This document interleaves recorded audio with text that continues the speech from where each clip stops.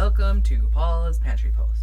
So, I'm sure in your journey of life you have heard about the Second World War, and you have probably also heard about Hitler and the horrible and despicable things he did to the Jewish people, including creating the concentration camps. So depending on where you live and your education and your upbringing, you know some sort of information. But some of you might also have heard of Corrie ten Boom. So her name was Corrie, last name was ten Boom, just like it sounds. And I wanted to have a book to show you, but I can't find my novel about her. But her and her family, they were taken captive during the Second World War, and their family was interned. And she writes the most incredible books and stories, and hearing the stories about her family and their experience. But here's why I bring this up.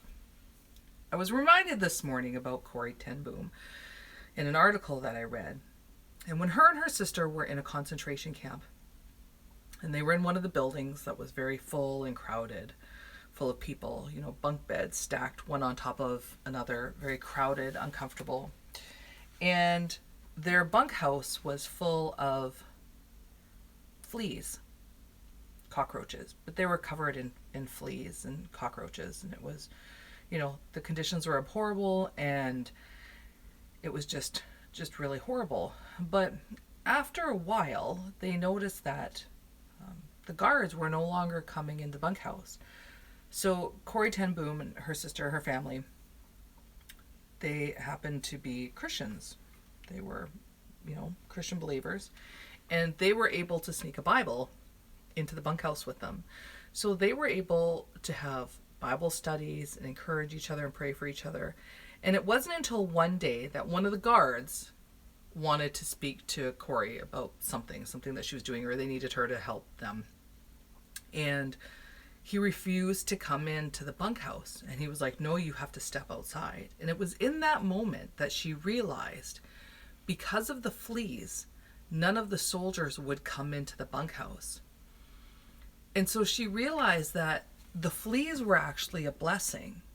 So here they were living in this situation where they were very crowded, they were sick, they were being held captive, they were being tortured by their captors, and they were living, in this place where they were covered in fleas. They were literally covered in fleas and had bugs in there, scratching, itchy all the time.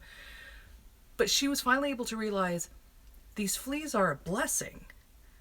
It's because of the fleas that the soldiers are not coming into our quarters and inflicting more torture and pain and harm on us. And because of the fleas, because the soldiers will not come in our bunkhouse, we have privacy. We're able to pray with each other and read the Bible and have this a bit of privacy away from the horrors that are being inflicted on us. And it was in that moment she was able to change her mindset and say, no, these fleas are not a bad thing. It's because of the fleas that we get this better situation. Folks, there are some fleas in our lives, right? There's things going on that are really hard. Like maybe for some it's as simple as, I can't get a haircut. And that's really, really frustrating and seems annoying. Or, maybe it is because you can't go out, or whatever the case may be. There are things in your life that you're looking at, you're like, oh, it's a pestilence, it's an annoyance, it's so frustrating. But perhaps you can't see how that one thing right now is actually a huge blessing in disguise. That because of the fleas in your life, you are being allowed an environment, a situation, an opportunity that wouldn't otherwise exist.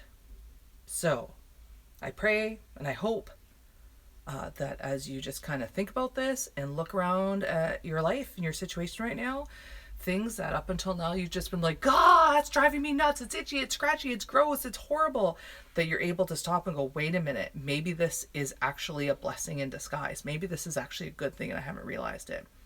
Because you are a good thing, and I am glad that you are you. Have a great day.